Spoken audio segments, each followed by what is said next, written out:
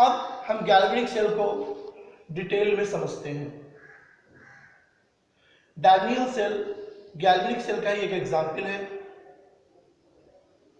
In Daniell cell, you always remember there are two container, or you can say pot. We will take,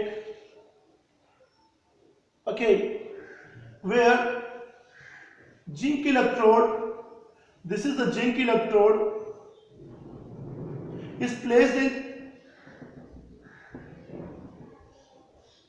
ZnSO4 or Zn positive solution, and copper electrode placed in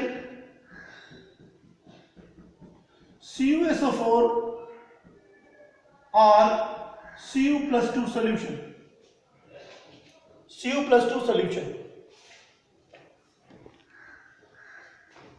Now both the half electrode are connected through the potentiometer.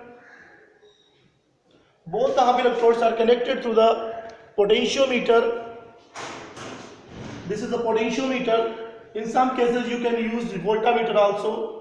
To measure the current you will use ammeter also.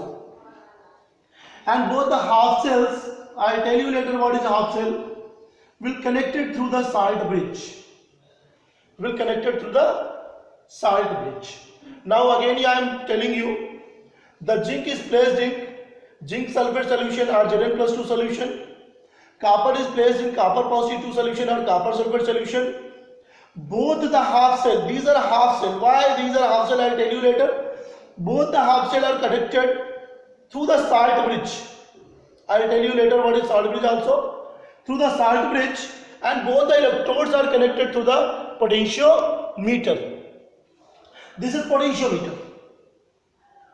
Okay.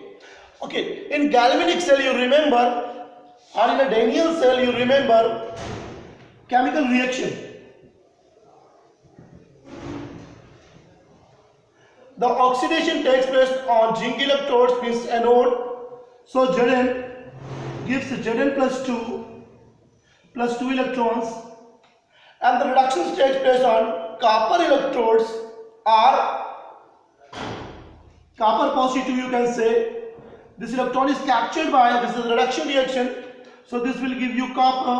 Both the electron will cancel here, so you will get Zn plus Cu plus 2 gives Zn plus 2 plus Cu.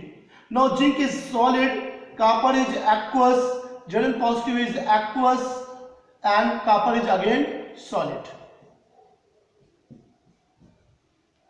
Solid, aqueous, solid. Due to this oxidation and reduction reaction,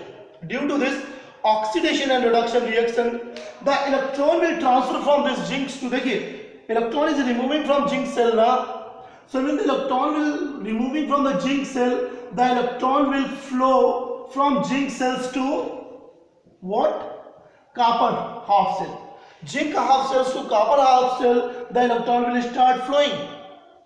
Due to this electron flow, there will be deflection we notice in a potentiometer.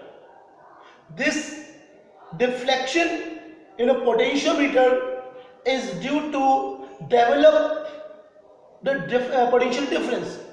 This deflection in the potentiometer is due to potential difference. Okay. Now this potential difference which is developed here, that is called E cell. This is called E cell.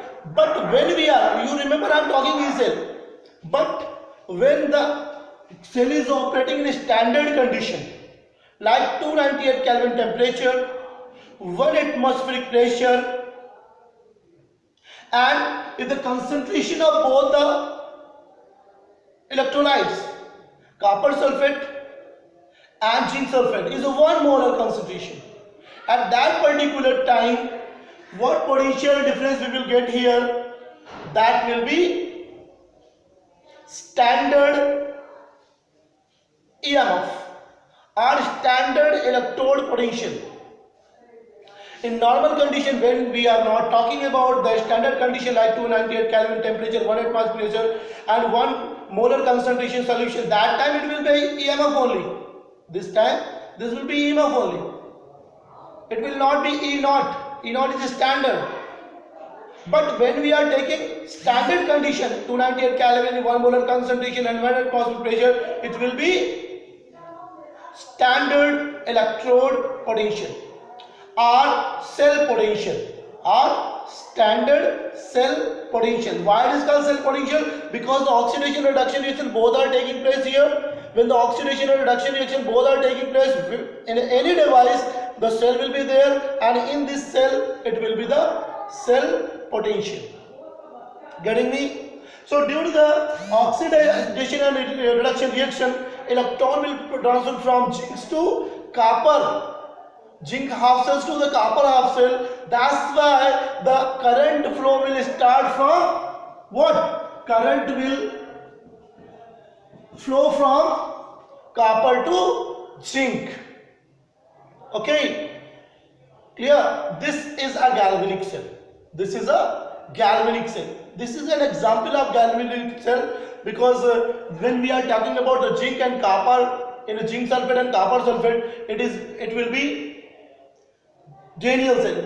Okay, and Daniell cell is an example of galvanic cell. Okay,